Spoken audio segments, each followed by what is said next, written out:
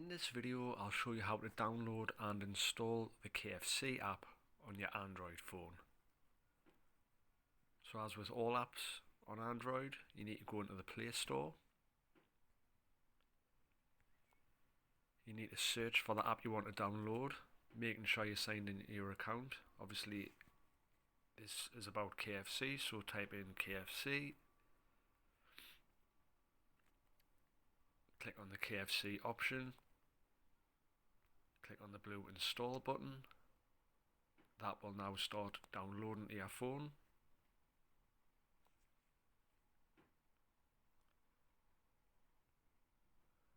Once downloaded, it'll start installing to your phone.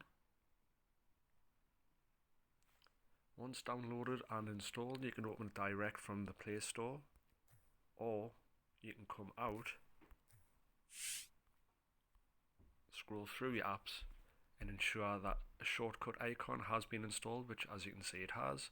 So if I click on that, that'll open up the KFC app, and that is how you download and install it on your Android phone.